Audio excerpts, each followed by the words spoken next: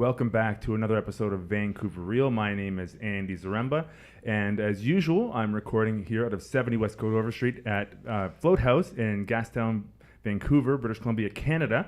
And with me behind the helm is Mike, but unfortunately he doesn't have a microphone today because we are all mic'd out, but we will flop back and forth between us when he has something really interesting and compelling to say. So when we're doing those little transitions, don't mind anything that happens there. But today we have a really special episode because we have some really well-known and really inspiring local Vancouverites. We have Zach, Ryan, and Colin from Juice Truck and Feed Life. And what was the other company called again? Blue Heron Creamery. Blue Heron Creamery. And the reason they're coming on today is because they are launching a book. And you guys have been extremely busy at Juice Truck. In fact, I just went by your Yaletown location last week and saw you guys there. And beautiful location, really well done. And had some amazing green juice and some little snack thing that was super healthy. It was a green one. I don't know what it was exactly, but it was great. An energy bar. Yeah. But congratulations on all that. And you guys are just you're everywhere right now. You're just on City TV. You're open your Yaletown location. You have a Steveston location coming. It's on the works. It's on the works. In the works. And this is their book. This is the official Juice Truck book. And this, I'm guessing, basically has every recipe that you guys have in it. Yeah, it's a complete guide to basically everything we've put into the Juice Truck over the last couple years, plus everything Colin's really put into Feed Life over the last 5 or 6 years. So it's a guide to. It's a big culmination of all our work. Well, there's a lot of great information in here and a lot of amazing recipes for sure. And taking on a book, it seems like a pretty daunting task. I'm sure there's a lot of work that went into this. So you guys must have been pretty motivated to push this thing out here. And you guys are doing a really awesome release with the whole thing. So what was the inspiration for the book, and what made you want to put this out? Well, we were originally approached by a book agent probably 4 years ago. Oh, wow. And he was finding that a lot of publishers were looking for plant-based content and juice content. So he had approached us asking if we'd be interested in putting a book proposal together. And Feed Life was really, has been a partner of ours since the beginning. Working with Colin and his wife Eden, so we'd approached them as well about putting a proposal together as a joint venture. The initial proposal wasn't picked up by the publishers that were interested at first, but funny enough, Random House, Penguin Random House, approached us maybe 6 months to a year later and asked, are you guys ever interested in doing a book? Do you have a proposal? And we're like, yes, we have a proposal. We're ready. And then we had a book deal probably 3 weeks later. Yeah. Amazing. So there's all the Juice Truck recipes, and I'm guessing there's a lot of stuff in here from Feed Life as well, right? Yeah, the whole idea behind Feed Life was created by my wife and I to really help spread nutrition and culinary advice that was really rooted within the research that's out there, as well as tying in the piece of really elevating people's own kitchen skills. So making it easy for them to create nutrient-dense plant-based foods that are easy but taste really good, and really referencing a lot of our more European flavors of meat and dairy. Awesome. Yeah, and I didn't mention this at the beginning of the podcast. I usually talk about our meetups for Vancouver Real and all that kind of thing. By the way, we have meetups, and if you want to get involved with the community, you can join the meetup page, Vancouver Real community page. And Colin was actually nice enough to run one of our meetups for us, actually out of Juice Truck, which was really great. That's right. And it was super well received. People really loved that workshop. I got so much positive feedback from it. In fact, my girlfriend's now feeding me mushrooms with these I can't remember what kind of vegetable that it's a green leafy plant to make sandwiches on. So she's using them for wraps now. Collard greens or something. It was inspired by you. So and you know what the funny thing is? Greens. Collard greens, yes, and they were really delicious and really healthy too. And she got a lot out of that workshop. So thanks so much for that. It was my pleasure.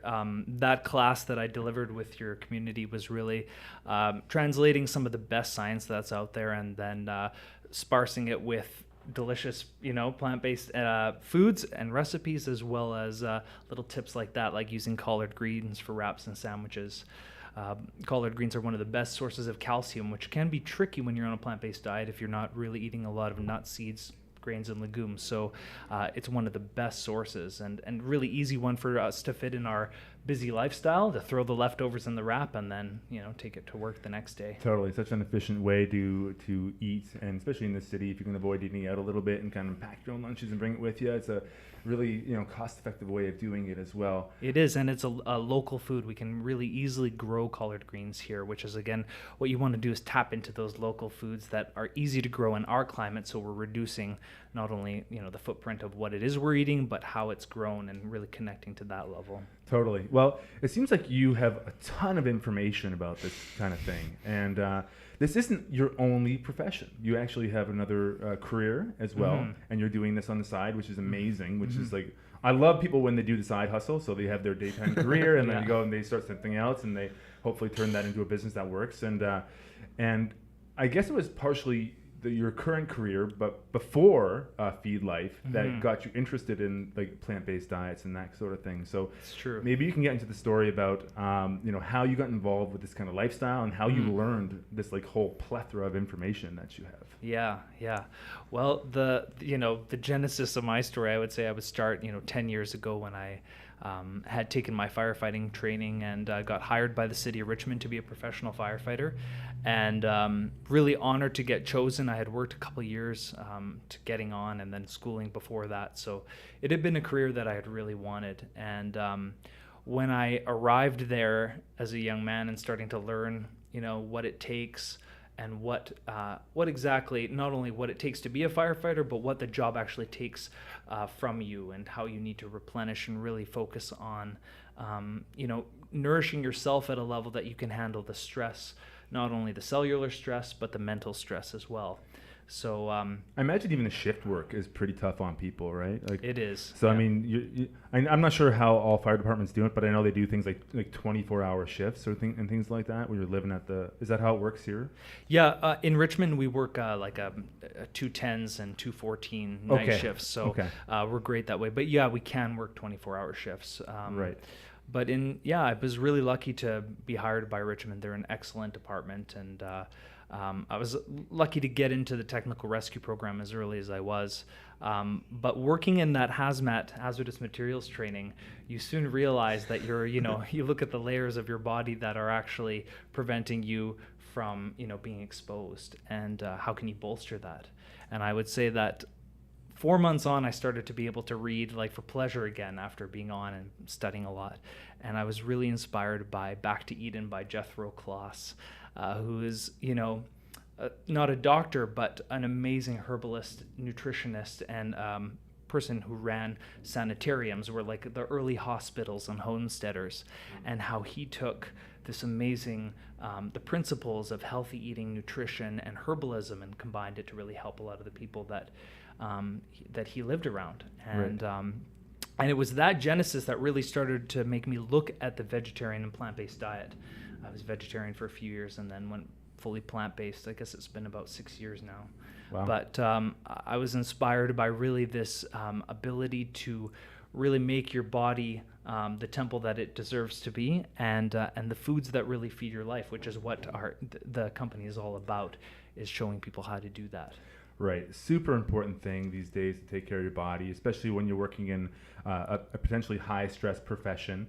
I know firefighting is kind of like you're off and then all of a sudden you're on, and then when you guys have a bad day, it's like a really bad day, so it's like, you guys have a lot of kind of like average days, then all of a sudden something happens and you have a bad day, right? Yeah. And I'm sure that's a lot for guys to deal with, and it's like, taking care of your physical health for sure is super important, and then also taking care of like your psychological and mental health, I'm sure, is really important as well.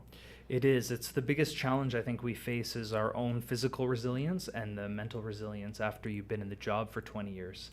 I've only been in a decade, and I can already feel, I'm fortunate because I feel like I was shown the information early on how to really bolster my own resilience against physical and mental stress, although nobody can be completely impervious to that kind of thing. But totally.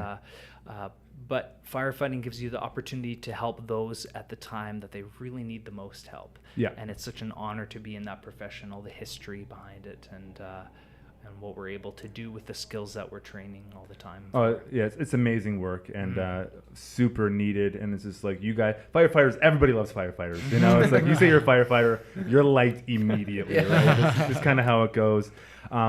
It's interesting in this community because like people get linked up, and you know, Vancouver's a small city, and everybody kind of knows everybody. But you know, this seems like a perfect fit between Juice Truck and Feed Life. And how did you guys originally get linked up and start working together?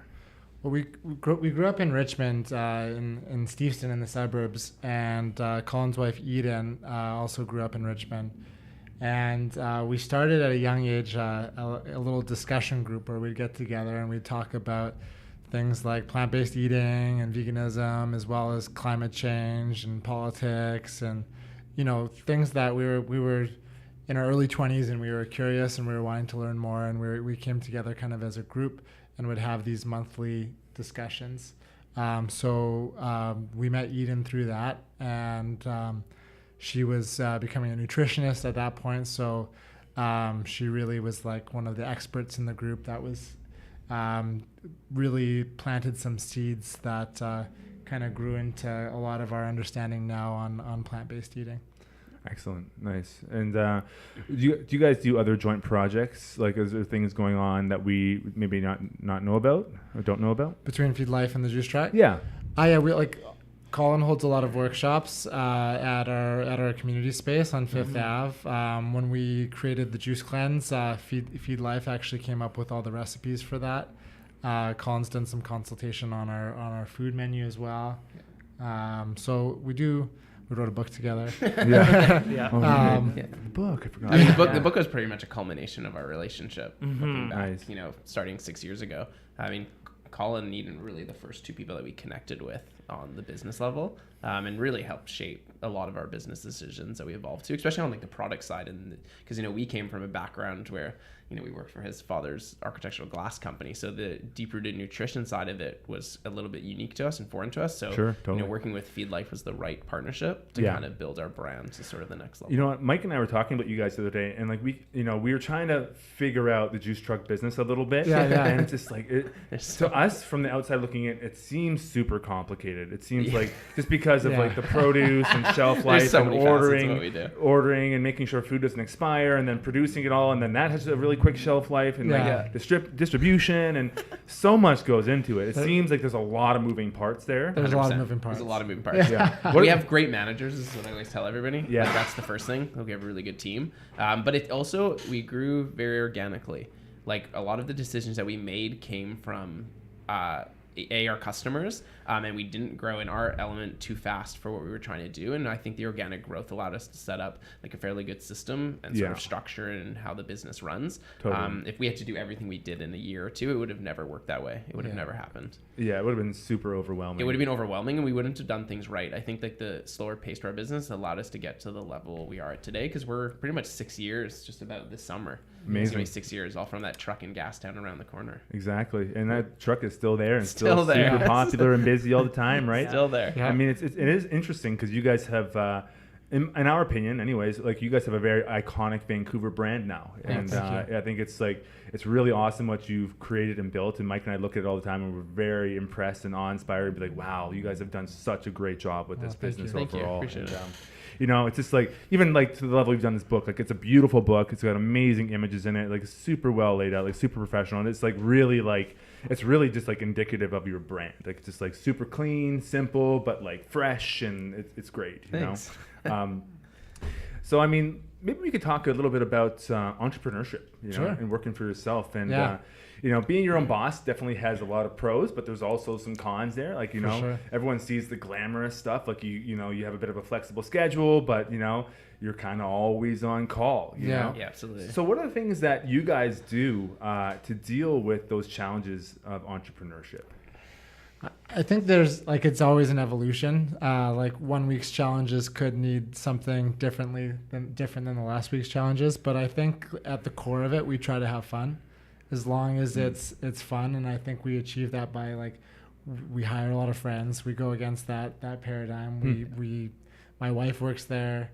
It's really much Juice Truck is a family. Awesome. So it's exciting to go to work, even when it's challenging and hard. It's always it's always a fun place to see the people that we love. So it doesn't so much feel like work-life balance. It just feels like life. Yeah. And in a fun way. Well, the interesting thing about that too is when your work is like on purpose with your life and the things that you're really passionate about, like you have boundless energy. It seems like, you guys have a lot of stuff on the go, like multiple store openings and the book launch all at once. Plus you're doing like the whole media circuit thing now. And, I don't know how you guys holding up. Like I know when I'm doing projects that I'm really in line with and really in flow with, like I could just keep going all day. For sure. And then eventually I'm gonna hit a wall and just completely crash. But for the most part, like you can just go. Oh, it's amazing. Like even lately at night, like I just want to like keep working. Like I want to like work till like 1 a.m. or whatever, just because there's so much exciting things happening that I want like.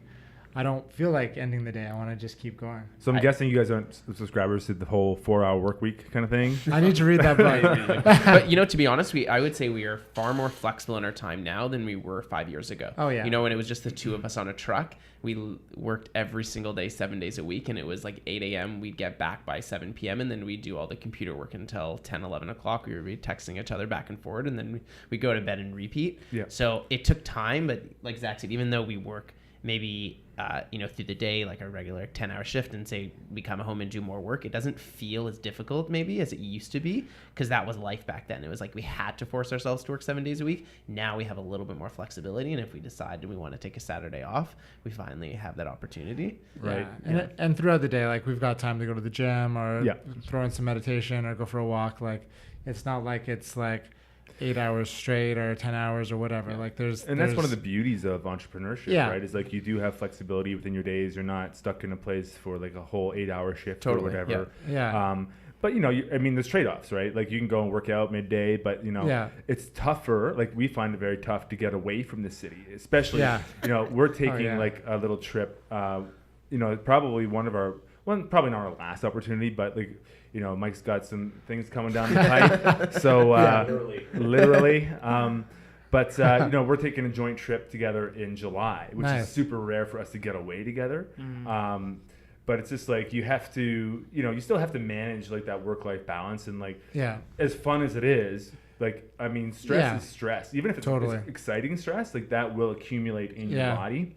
And like I find like if I'm in Vancouver, like I'm still engaged and I'm still working. Like, I feel like I need to literally get out of the city just to tune out, to disconnect from work and just like really get away from it. I don't know if you guys feel the same way, but I don't know. I feel like the business that I started with Karen McCarthy, which is Blue Heron Creamery, we're producing plant-based cheese.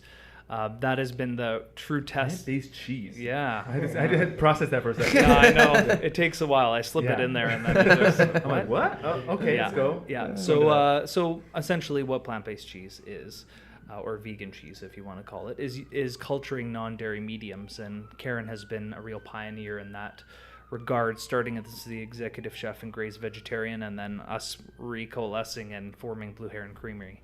But I'm in that same place that Zach and Ryan were, 5 years ago. And I can say that there is no work-life balance as an entrepreneur for your first couple of years. That is the sacrifice of the entrepreneurial lifestyle. And people going into it thinking that, I'm going to do this and have a bunch of time off. I agree. That's probably not going to be the best. It's probably not going to happen. It's probably not going to happen realistically, as a business that functions and that needs to produce product and sales. Yeah, totally. But saying that, I feel like when you are passionate about something, it doesn't feel like work. So again, that feeling of like being able to work late at night or early in the morning or in between shift schedules, in my case, is like that doesn't feel like work to me. I can do that because there is that drive. And it's so interesting the cycles that you have to go through. Like I have a friend right now who's launching a product called the Grind Bar, and it's just I mentioned to you guys before. It's like a CBD based energy bar. It's really delicious and it's great. Like all like organic ingredients, completely vegan. It's amazing product. But like he's just in the startup phase, and like I've been kind of helping him along and mentoring him a little bit, and it's just like this is what it's going to be for a little while, like you have to really push and like get yourself out there, and like it's basically like every single day you should be working on something, it's great to take a day off if you can, but it's like there's always something that has to get done. Always. And I think, that's the way to reframe it, is that instead of looking for your next day off, is I wake up in the day and say, what am I going to do today? What part am I going to contribute to my business? And then once I can at least feel like I've done, a few hour chunk and done something really productive, then I'm able to take some time off and feel and really enjoy it. Exactly. Like you've earned it. Yeah. Totally. Sorry, did you have something? Well, I was going to say, and I think our experience looking at other entrepreneurs who were around the same time when we started, the individuals who like never put both feet in and always had like one foot out on their business were the ones that never succeeded. So like accepting that work-life balance in the first year or 2 year business is not maybe a reality. Sometimes it allows you the confidence that this will eventually you'll get past this stage. But the people who always kind of dipped their toes in other ideas or weren't fully committed were the ones that never were able to succeed. And that's our observation. That was our observation time and time again with other entrepreneurs. I can totally see that. And like we've kind of been sold a bit of a bill of goods with how the glory of an entrepreneur lifestyle. Don't get me wrong, there's a lot of great things that go along with it, but again, like you touched on it, like when you jump into an entrepreneurial venture, like you're a jack of all trades. You have to do literally everything. Gotta right? Fix the juicers, fix the truck. Make sure there's money in the bank. And like Gary Vee talks about this stuff a lot. He talks about how, and I do agree with this philosophy of like the smartest way to begin an entrepreneurial venture. I'm not sure if you were at Real Talk Summit. Were you there for Gary Vee? I did get to see Gary Vee. Yeah. Oh, right. Nice. He was great. He's just like fiery, and he gets on stage and you get all fired up, like, let's go make some business. He's awesome. But he talks about the idea of the side hustle, and I think it's a really smart way to do it in a way that's going to minimize your risk in a sense, because like you work your 9-to-5 job, whatever that happens to be, and then you start your side hustle job, and it's like you work from like 7. He subscribes, working to from 7 p.m. to 2 a.m. every day until that thing starts turning a profit, and you can successfully transition out of your day job into your new job, right? and I think there's something there, but it's tough. Like I think that's tough because I think you made a very valid point too of like. You got to jump in 2 feet in, right? Because, like, I mean, you want to have a safety net. You don't want to, mess yourself. But that's the risk. Totally. That's the risk of entrepreneurship. And one thing, I know you're itching to say something, but, like, Canada actually has a higher amount of entrepreneurs per capita than a lot of countries because of our socialized healthcare system, right? So it's like in the States, it's more risky to walk away from your benefits, more risky to leave your job.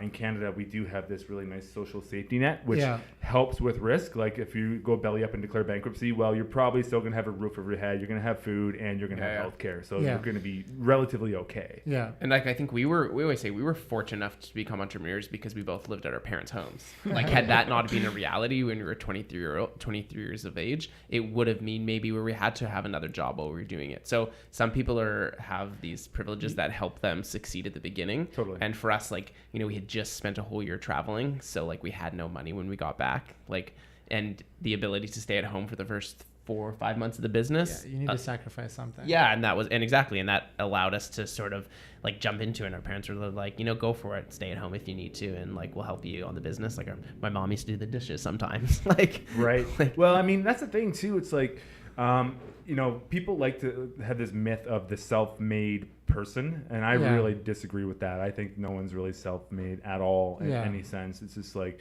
you have multiple people helping you along the way in a variety of fashions. Right? Totally. It's just like, and if it wasn't for like your parents supporting you guys for a couple years, well, you didn't, you're saving money on rent for a couple years, or it helps you maybe not even draw a big salary right away to just get the momentum behind your business and putting it back into the business. Like that's huge. That's huge. So it's like, or maybe you're lucky enough to have an investor that injects like a significant amount of cash into the business, which will definitely help things as well. But it's like, it's like you really do need, it's a team. It's like very rarely will one individual be able to push something out and be successful with it. Like I know a couple people who do it, but it's very much like kind of like life coachy kind of people. Who like produce their own content, that kind of thing. Yeah, the food industry is a whole nother business. It's a beast. Because you're dealing with a whole different dinosaur. Yeah, I agree. And but that's why if you don't have the passion really behind it, that's why you just won't succeed. it's that 3-year mark. If you can make it over that 100%. that amazing 3-year mark, then you have a way more better chance of succeeding in the long run. What are some tools that you guys use? Like, obviously we talked about the amount of moving parts behind a business like Juice Truck.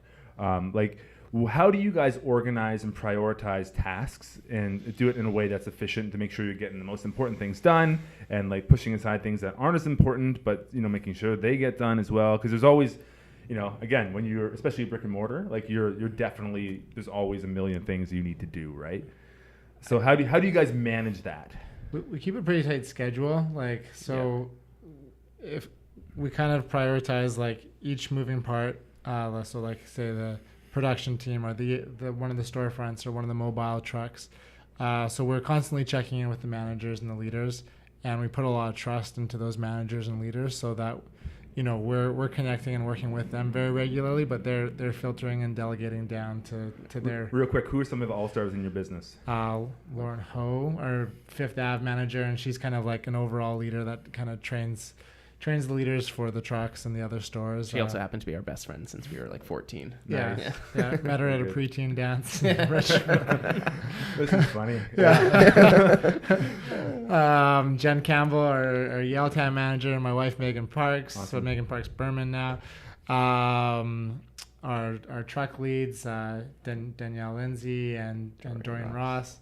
Our production manager, Fraser Roberts. So So having that team and delegating out to them. And giving them like a little bit of autonomy in our circumstance seemed to have helped us. Like I think I actually am going to use Lululemon as like a foundation for where they instilled, entrepreneurship, especially in their like female development side, where they wanted females to enter the workforce and teach them how to become entrepreneurs. For our sake, we give a lot of people autonomy so that they can make a lot of the decisions themselves and create their own mini business and how they run it. And It allows like a little bit more freedom for them and a little bit for us, because sometimes they are able to make problem-solving decisions themselves and they don't need us to always, respond right away because they feel that they're empowered. And I think in our experience, because like you said, we have so many moving parts, it would be impossible for Zach and I to make every single decision. And you want to empower them, especially from the customer service point of view. It's like allow them to fix whatever they need to fix for that customer right there on the spot, as opposed to having to, I got to go get the manager. Exactly. Yeah, 100%. Yeah. It just like I think that's what makes, certain businesses unique. And that's also the nice thing about a small business compared to a large business.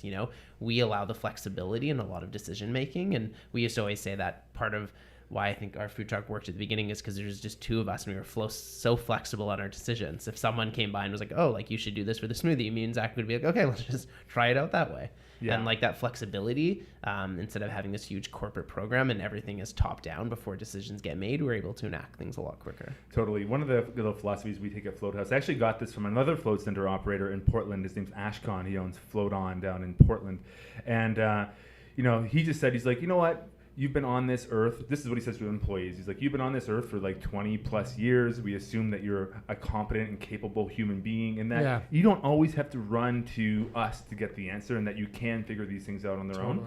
And people, they will, for the most part. And mistakes are going to happen, and that's okay. But it's like giving that people the authority really to, be able to make a mistake and like not be shamed for it is such an important thing. And and letting them fix things on the spot, right?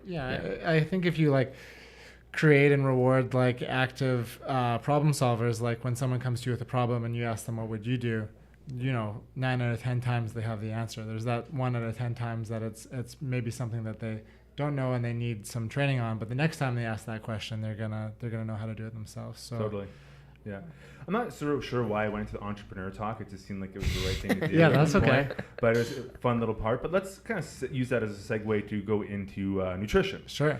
And nutrition is a very complicated subject for sure. And I'm wondering, maybe Colin, you can go into what are some foundational pieces that people have to look for within their diet, in their nutrition, that they should really look at and put together so that they're getting everything that they need. Mm-hmm.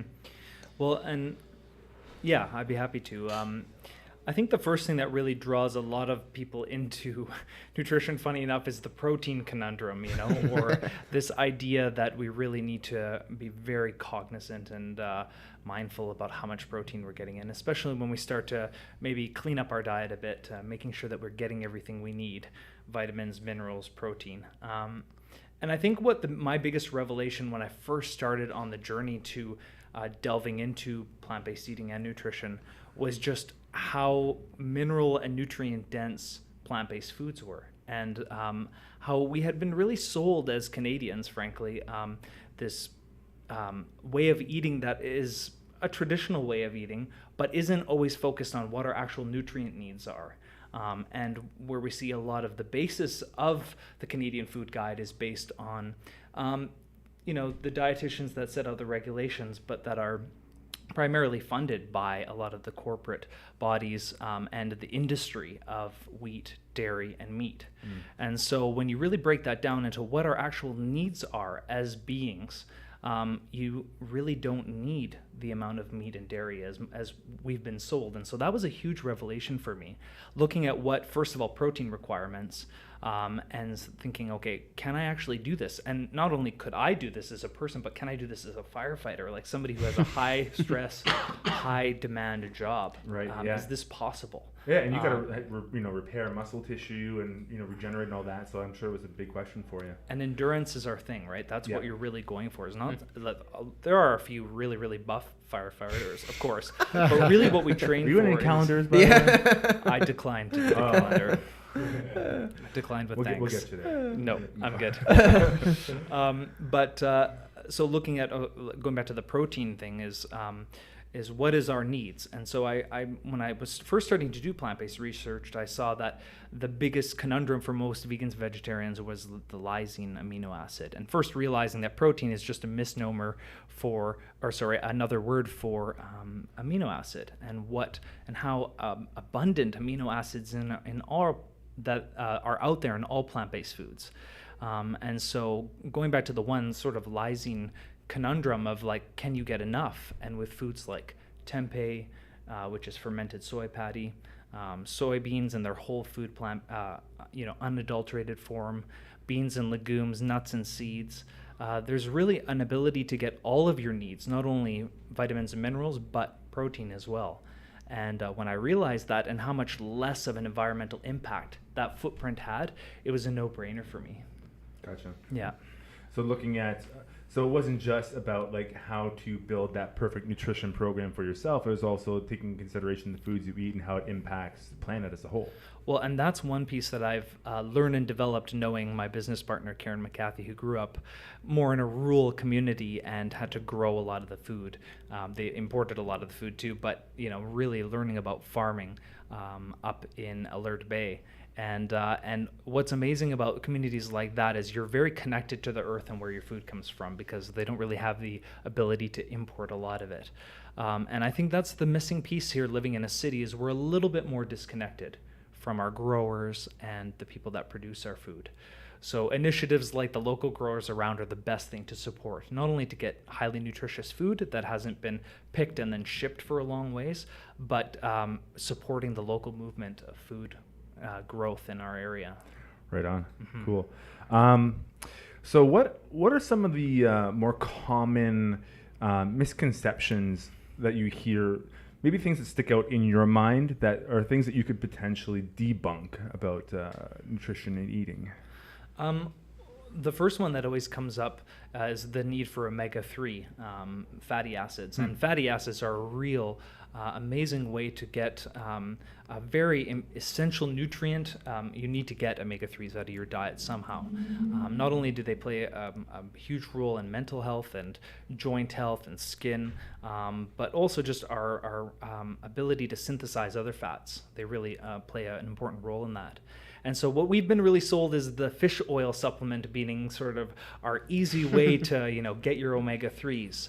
And, what I would say about debunking that is when we really look at our oceans and the impact of overfishing has, and where a lot of the source of fish oil is coming from, is we're in most cases getting it from bigger fish. And even when we are getting it from little fish, our oceans aren't the pristine waters they once were. So if we really go back to the root of where omega-3 is synthesized from, it's most of the time it's blue-green algae that has been consumed up the food chain, so going from the little fish all the way up to the big fish. So if we as humans can just eat the algae itself, it is one of the most omega-3 rich foods out there.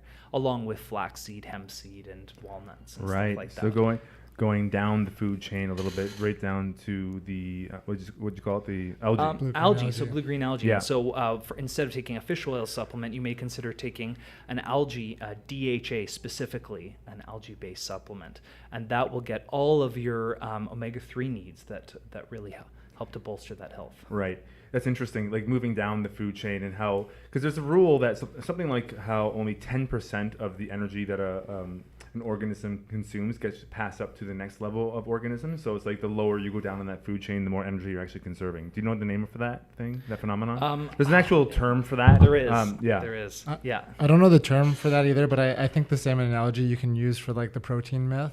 Like when you think about all of these animals and people thinking that they need to get their protein from an animal source, like when you start to think about the food chain for the animal and where that protein comes from, you quickly realize that those animals are all getting their protein from plant sources.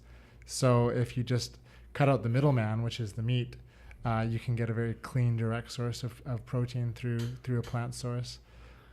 And going to that one level deeper, not only is it about the inefficiency of protein sort of absorption up the food chain when you eat meat, but really the ethical piece has to be addressed and sort of brought out into light of how we're treating all these sentient beings, factory farming, and really the whole manufacture of meat, dairy, and eggs. You really see that we're not treating these beings as sentient. We're sort of ignoring their existence and using what we want out of them. And so I think when a lot of people start to realize about, oh, that actually matters and those beings have rights, we can actually choose other options that are in our modern day of technology. We have the ability to synthesize and create so much amazing food products now. Mm-hmm. You look at some of the trends, especially coming up in plant-based meats. Like my friends at the Very Good Butchers in Victoria, they have a complete plant-based butchery. Wow. And they say they butcher beans because those guys are amazing because they can create a sausage or a banger, like the English banger, that tastes exactly like the meat product, but you're using tempeh or soy gluten, and that way you can get a very similar texture and flavor to those products, but your environmental footprint is better, and from a health standpoint, eating processed meats is not your number one choice, should never be. Kind of a last ditch, once a year hot dog phase is okay, but what you want to be focusing is on whole food and plant-based eating. And so that we're lucky to live in Vancouver because there's such a wide range of companies that are offering that. Absolutely. Yeah, feel free to jump in when anything you guys want to say about like nutrition and tips. Just jump in and throw it out there. Well, I think what Colin was talking about, plant-based meats, like I think that's going to be the future of food right there. I think like one, you see a lot of meat companies investing in plant-based meat, so they know that it's going in that direction. Tyson Foods is one of the biggest investors. You've got investors like Bill Gates and Warren Buffett. They aren't meat related, but like those are smart guys and they're seeing the trends. So they invested in the plant-based egg company. And Beyond Meat. So you see Beyond Meat, you see the Invincible, what's it called? The laboratory one? There's Memphis Meats, which is lab-grown meat, which is really cool as well. It's like cruelty-free meat. There's a ton of really interesting businesses. That I actually read a stat that currently the plant-based meat industry, and this is like Gardein and Field Roast and all those companies, it makes up less than 1% of the whole marketplace, and they're predicting within 10 years it's going to be a 15% market share. Oh wow! So if you think like even on an economic scale, like it's currently like just under $1 billion industry as less than 1%.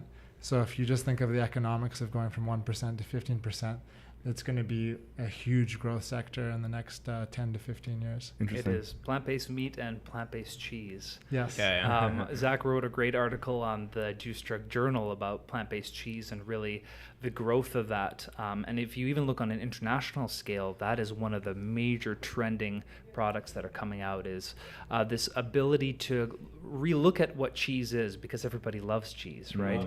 The creamy, and that relationship to cheese is, founded in some of the chemical makeup of cheese, the addictive quality of casomorphines, the fatty nature of it, the bubbliness. So cheese is addictive. Oh yeah. Oh, yeah. Yes. It has no to, wonder. Yeah. there's a book that just came out called The Cheese Trap by Dr. Neil Bernard, all about the addictive nature of cheese. I think it's also important to remember, though, that although chemically there is an addictive nature to cheese, it also, we have a relationship to fermented foods, and that's what cheese really is. Like good quality cheese has this tradition that transcends what our current production of cheddar slices and shreds are. So if we look at the process of cheese, there's something really, there's a cultural relationship with that. And so that's what I think you're seeing plant-based cheeses coming out now that don't just make cheese with a Z, like cheesy things that taste like cheese, but they're actually culturing plant-based mediums like cashews, almonds, or walnuts, and then creating that relationship to the microbes, growing them on with molds, and as well as using them to culture the actual cheese medium to create a nut-based cheese. And the flavors are like, I'm not a cheese master, you'll know a lot more about this, but like when you go to the grocery store, the majority of cheese is made from dairy milk, right? With plant-based cheeses, there's you're using cashews and almonds and coconut, so there's like a great variety of what goes into making a nut cheese, so there's a lot more diversity in what the flavor profiles can be. Well, I would like to give a shout out to my business partner, Karen McCarthy. She just wrote a book called The Art of Plant-Based Cheese Making. So if this topic interests you further, that's really where you would want to go check it out. She wrote books on Amazon. But her ability to really have done all the experimentation behind how can we make cashew milk turn into cashew cheese or coconut into coconut cheese using the process of culturing. If there's somebody out there that's like really unsure about it, what one cheese, plant-based cheese, would you say, go try this one? Well, can I do a shameless plug? One of Karen's, my first cheese that I tried of hers was a coconut chev. And this cheese kind of looks like a goat cheese. It's in a little round, and she herbs it and then cultures it for 5 weeks. And what you get is this very much like a soft feta-like melt in your mouth flavor. And the herbs also add their own amazing flavors when you culture the medium around them. So it's a herbed coconut chev from Blue Heron Creamery. The other one that, I would say there's lots more out there, but in Western Canada, where this is kind of an empty market, really. Yes. It hasn't been really pervaded by a lot of plant-based cheese companies, but there's a lot around in the States, back east, as well as in Europe. Yeah. I think when you think about this trend too, like people love comfort food and fast food. Like there's a reason why it's one of the biggest industries in the world. But also, more and more people are getting sick from their food than ever before. So there's this love for comfort and fast food, but there's also this like rising trend of wanting to feel good, look good, and an attachment to health and wellness and nutrition.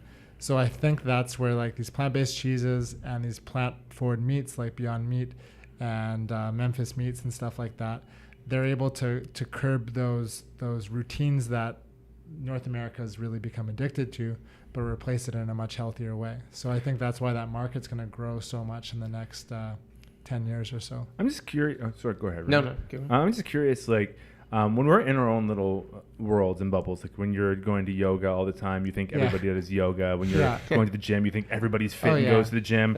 How many people do you think are out there that are doing like the plant-based diets these days? Like, I'm sure those numbers are growing, but like, do you have any idea of like what percentage of the population might be doing that? It's still small. Like we subscribe to some of like the food trends, and it is one of the fastest growing food trends in North America, and I think globally as well.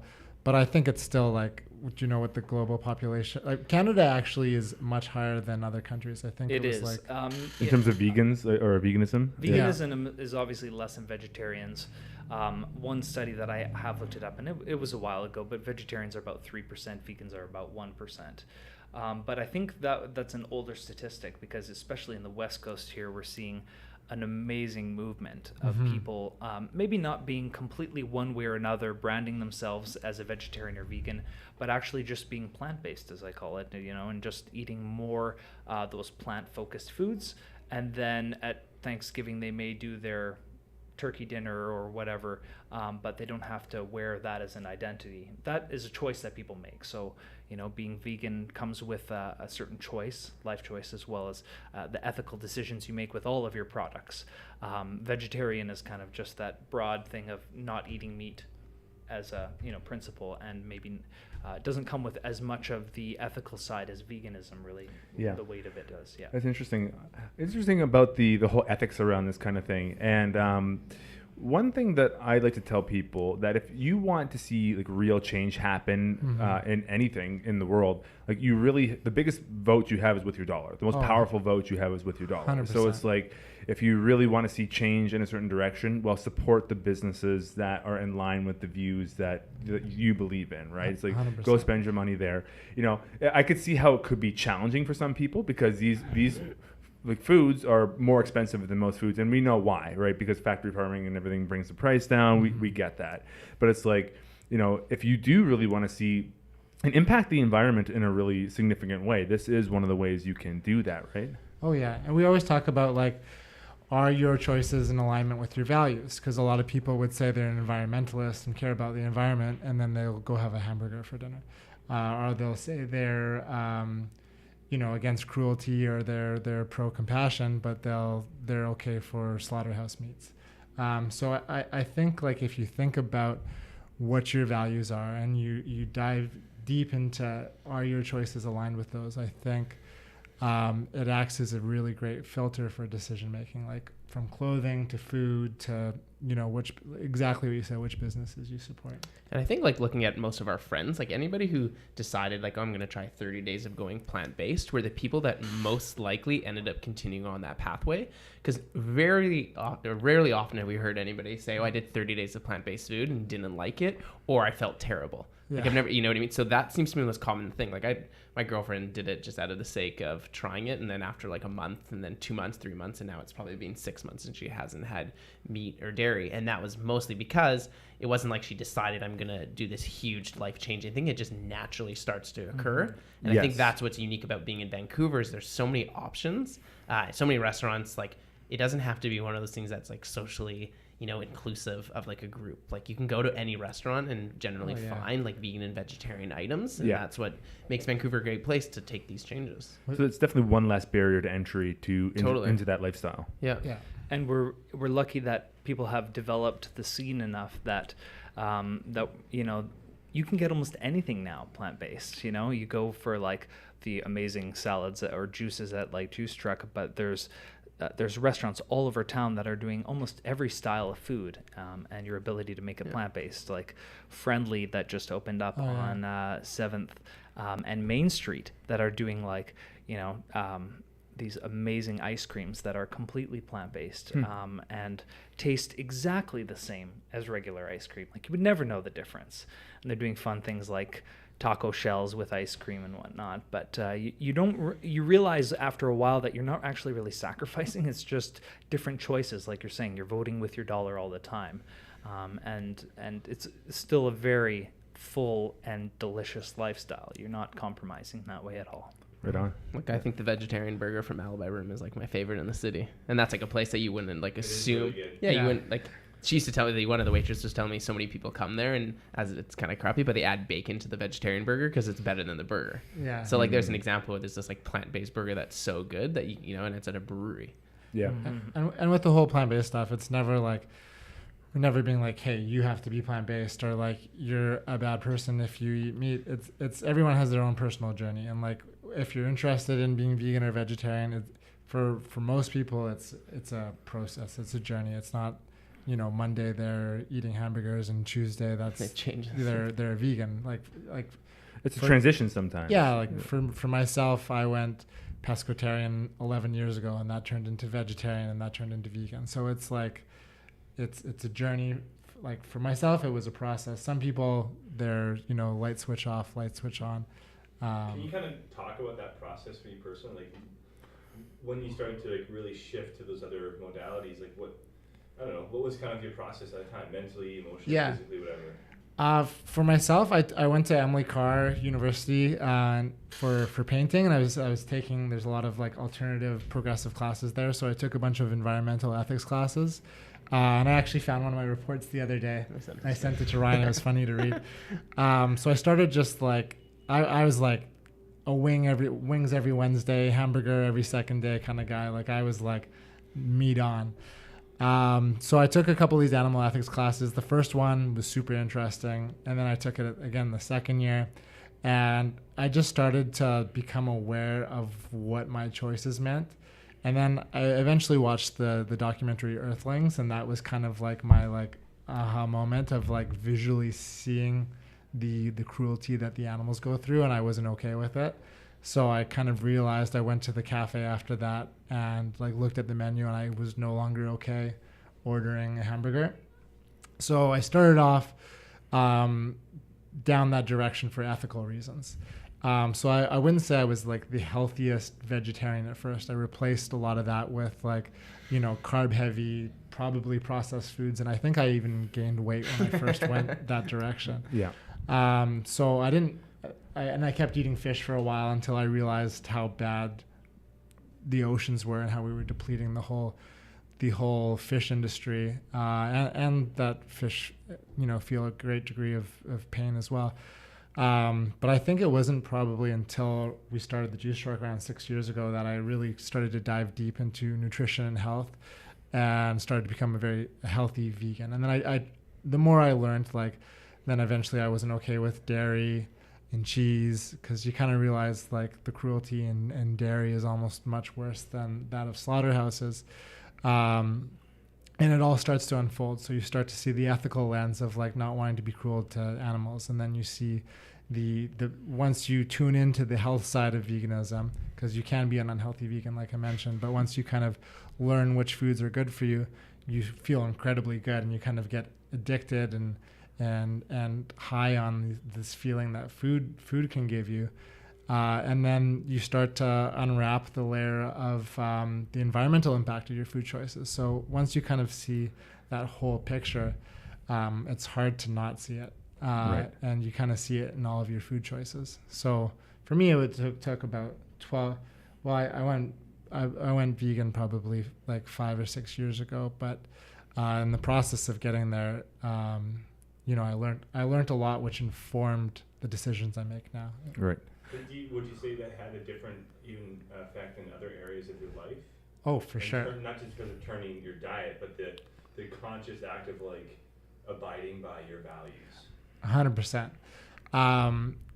Yeah, you kind of unwrap one thing at a time and turn on one switch at a time. Like I realized after going vegan that the cruelty to humans and the environment and the clothing industry, and that was totally eye-opening. And I decided to shop less but spend regularly more on the things that I was buying to ensure that they were made in a way that I was okay with. So ethical clothing, more quality, so it's not going to fall apart in like 6 months or something. Yeah. And I guess what I was trying to get to with my question is more like, how did maybe making yourself more congruent? Yeah.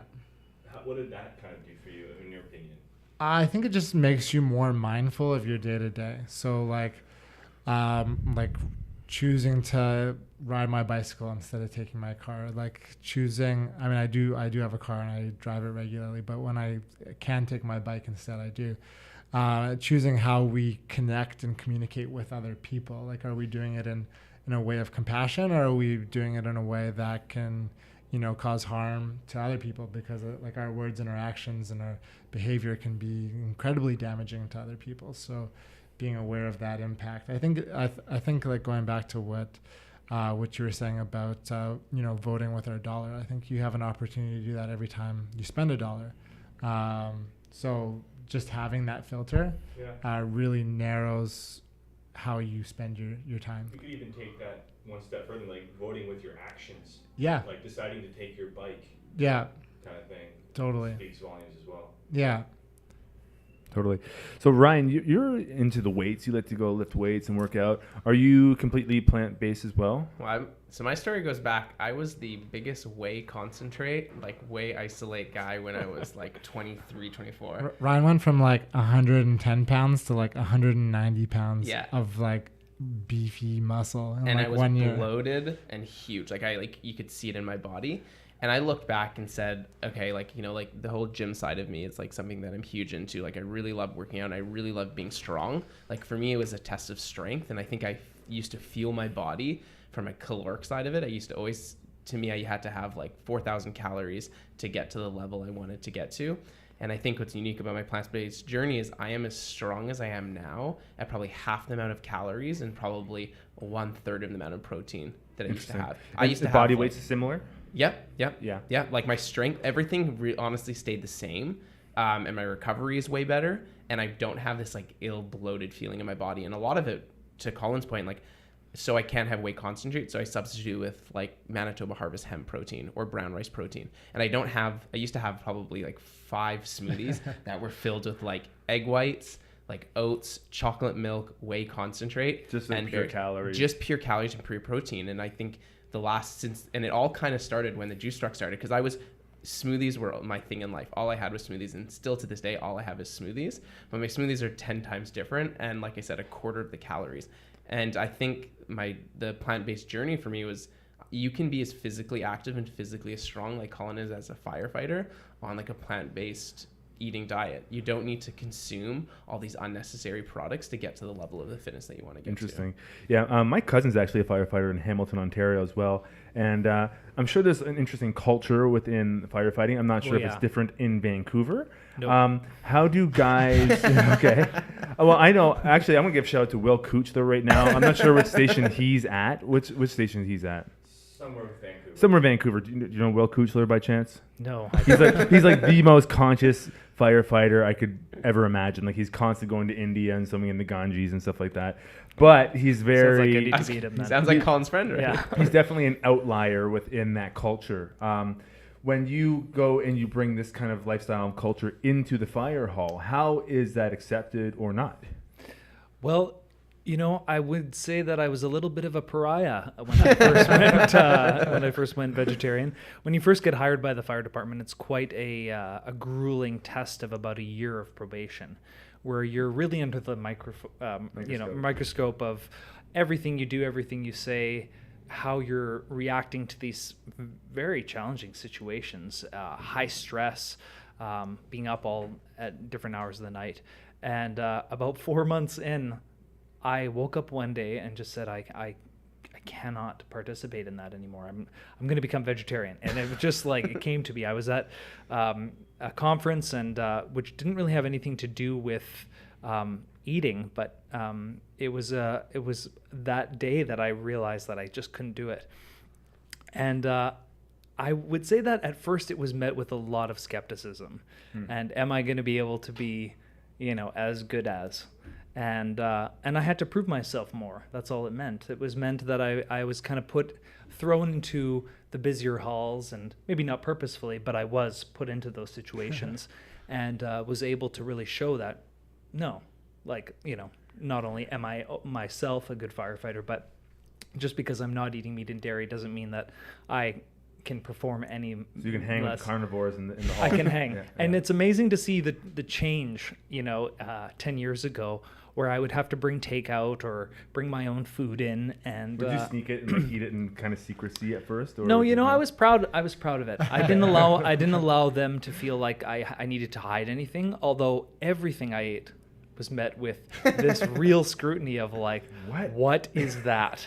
Or I'll never forget the experience of about 6 years ago, trying an Eve's sausage. My captain came up and he said, "Let me try that. Like, what is that?" And his face when he took the sausage into his mouth and was just like, "Oh my God, this is the worst thing I've ever had in my." Fair enough. There were Eve sausages. They weren't great, but I was just trying to hang out, hang with the meat eaters. To now, 10 years later, where when I come to work, the guys actually prepare 2 meals at the hall. Wow. They will prepare their own meal with meat and dairy, and then they will take whatever they can out that they can make for me. If they're making tacos, they'll make my own stuffing.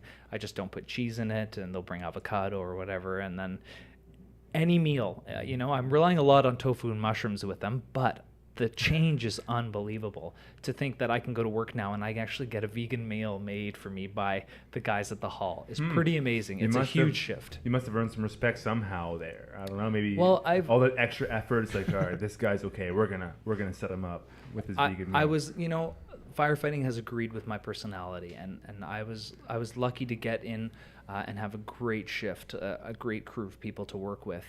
And they've had my back for 10 years, and it becomes a family, it becomes very close-knit. You're living with these people. So once they know they can trust you, that bond really forms. And that's why you're saying that there is such a big culture. And vegetarians can exist in that culture very easily.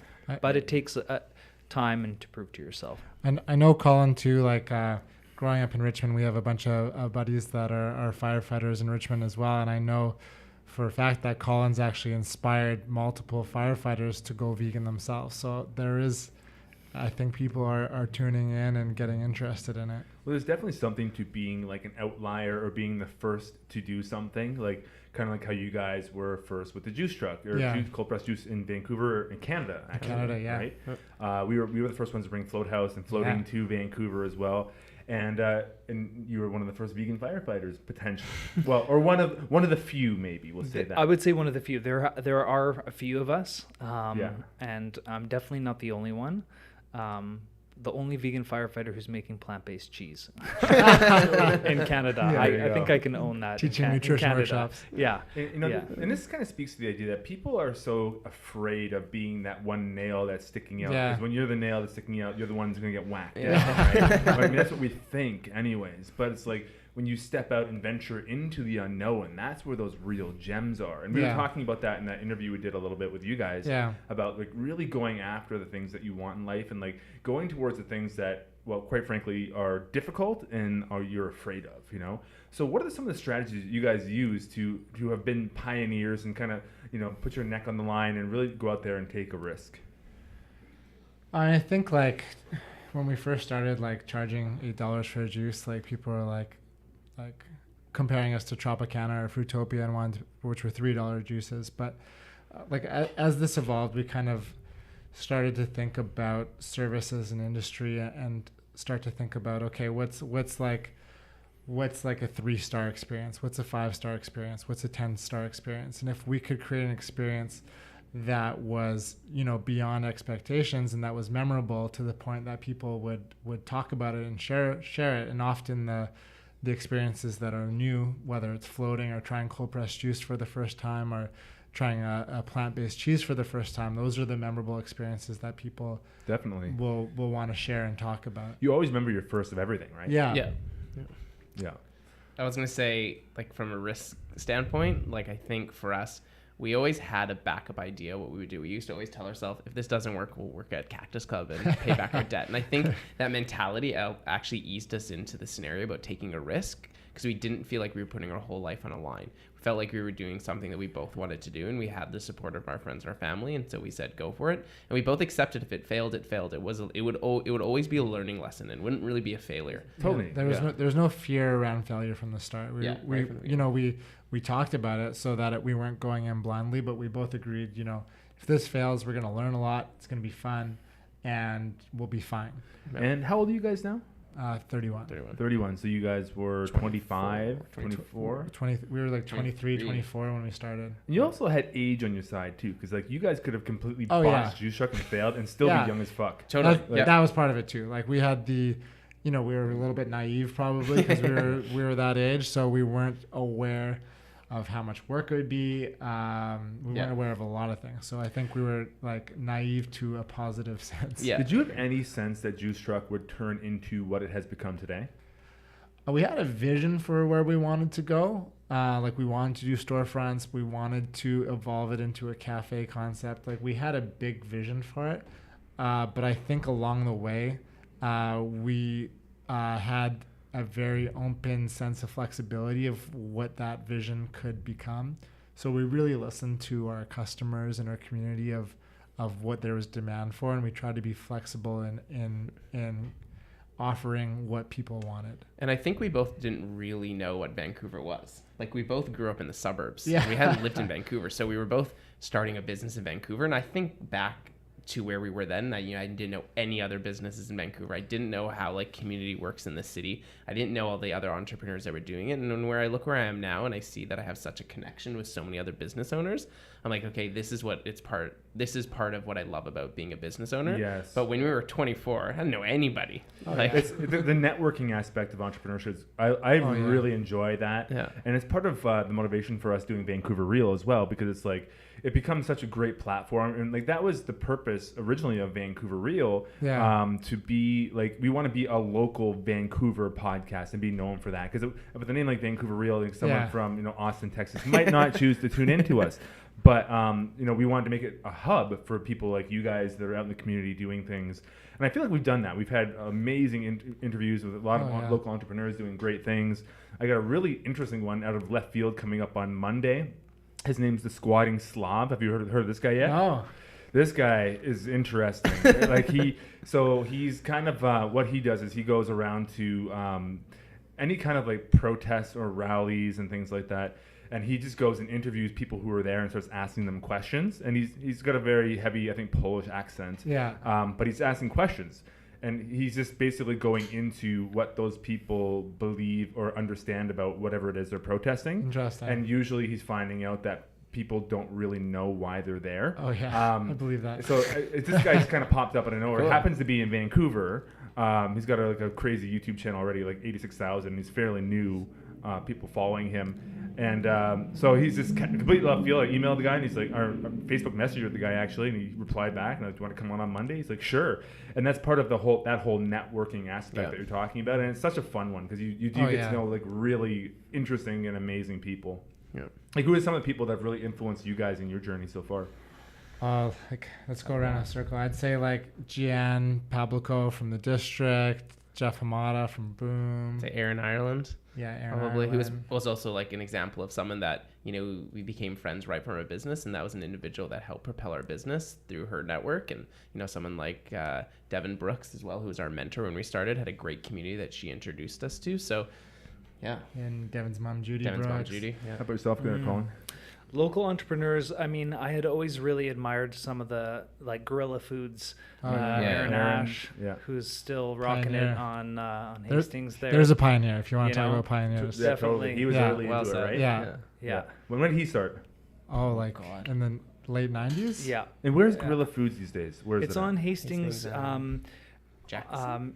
On Hastings? About 3 blocks east of Maine. Yeah. I can't remember the Jackson. crossroad. Yeah, I've seen it. It's down. Yeah, I think it's Jackson. Yeah. Have you guys had Aaron on? I haven't, and I've known the guy ever since we opened. Basically, we used to go through lunch all the time. But sure, yeah. He's an interesting character. I'd love to have him on. Yeah. He'd be a great one. Yeah. So Aaron. And Aaron Ireland has been always somebody who has really taken. It's been so great to see her journey to go through being a food reporter and an amazing photographer, and then really move towards this idea of food choices and where our food comes from, and diving deeper into that, and being a leader really to see how you can bring plant-based eating and how easy it is. And she makes amazing recipes. Her blog is To Die For. Cool. Like that's the name of her blog. But Speaking of recipes, yes. I'm going back to the book for a second here. Again, that red just shows up so nice on camera. Yeah. What are, like, let's go around the table and be like, what's your favorite recipe from each of you that's in this book? I think like I was thinking actually about a few things when we were talking about like stress and energy, and there's a few hacks and suggestions in the book. So instead of like a recipe, maybe I'll give a couple suggestions of foods that you can incorporate if you have stress or need energy in your life. Can I go on that tangent? Is that Totally. cool? Yeah, go for it. So like for energy, like there's a ton of adaptogens, which are great superfoods that. So define adaptogen. So adaptogens are like foods that can they almost like fill in the blank. Like Colin, you can probably define it a lot better than me, but they're support foods in a big way. Yeah, foods or herbs. Yeah, depending on which ones you're talking about. So if you're deficient in your hormones or your cortisol levels or your stress receptors, like they're able to kind of they're your best friend. You're able to help you out where you're So lacking. buffer and maybe balance things out for you a little bit. Gotcha. Yeah. So like there's stuff like ashwagandha and rhodiola and maca and ginseng, which are great options that can kind of create stability in your life on a hormonal and on a stress level. So like for myself, for energy, like I like pine pollen. That's like my number one go-to. Yeah, I just picked up some of that from your store. Nice. Yeah. Nice.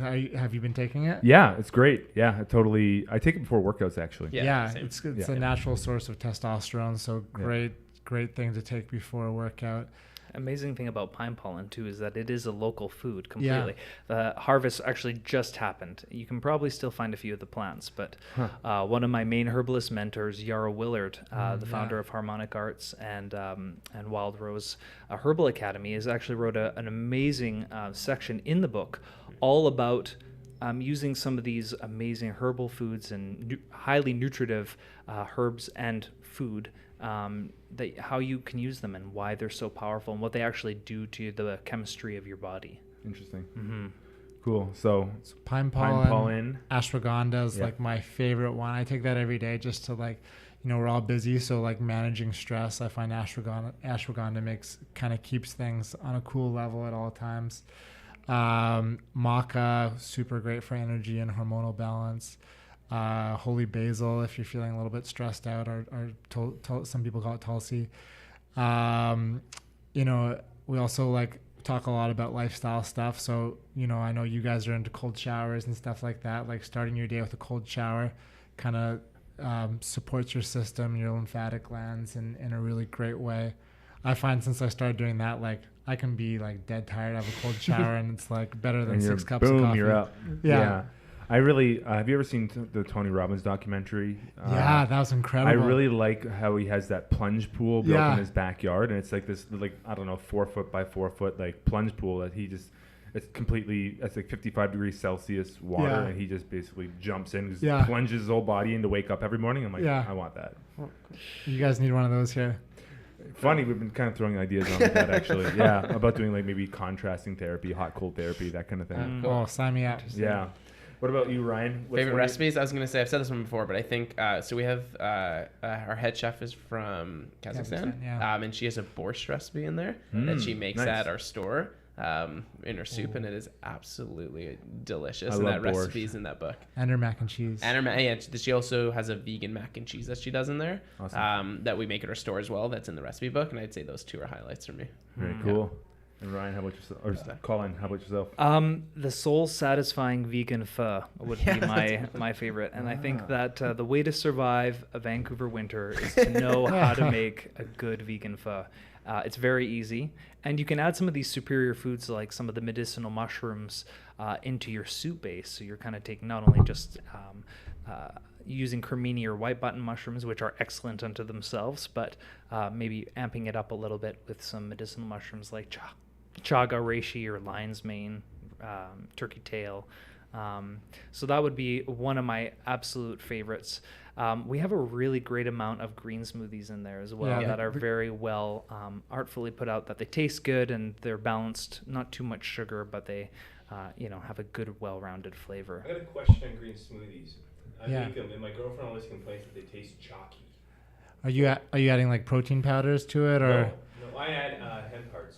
Well, there's a couple tricks to the chalkiness, and you guys might have separate tips as well. But adding frozen fruit, like a frozen banana or frozen blueberries, they kind of really give it a nice, like, smooth, almost like milkshake consistency, as well as if you're trying to avoid the fruit, avocados give it that same sort of consistency. So you can add a little bit of ice if you're doing avocados. You can also add stuff like chia seeds, which are natural thickeners as well. Like I think if you're just blending a lot of vegetables, even if they're frozen, with say like a coconut water, you sometimes get some of the starchiness from the vegetables, and it doesn't have that same smoothness. Okay. There you go. If you're having chalky smoothies, come back and listen to this. Colin, I got another question for you. We were talking about tofu a couple of times. I've heard of this myth about soy and men. Can you address that? Well, a lot of what's talked about soy tofu is more of a treat food, but whole food soy is actually an amazing food. And what the big concern of a lot of people is that the phytoestrogens, right, Yes. and that will grow man breasts and start lactating is what everybody's concern is. That will not happen. Soy, whole food, especially organic soy, if you can afford it, is an amazing food. High in, very dense in protein, great fiber, and has some amazing phytochemicals in there like genestrin that are very helping to create that anti-cancer environment. So going to phytoestrogens in your question, what's the stigma behind it in men? Phytoestrogen is around 1/1700th the strength of a regular estrogen molecule. So as far as if you're eating whole food soy, you're not going to have an issue of developing, or taking too much estrogen in. It's very, very weak. The challenge that people run into is when they eat too much processed soy.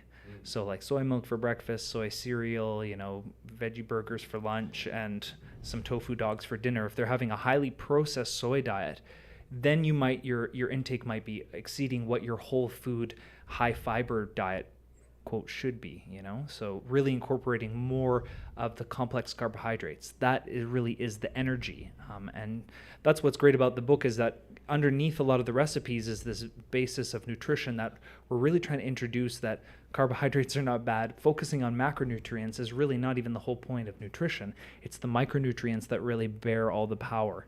And just by cleaning up your diet and eating as many plants as you can, focusing on whole grains and legumes especially, you'll get a ton of protein. And so the types of whole food soy that I always recommend are tempeh, which is a fermented soy patty. In fact, there's a great local company called Tempe. Yeah. The Juice Truck uses it at their space. Yeah. I buy about 3 packs of it every week. It is amazing, locally produced tempeh.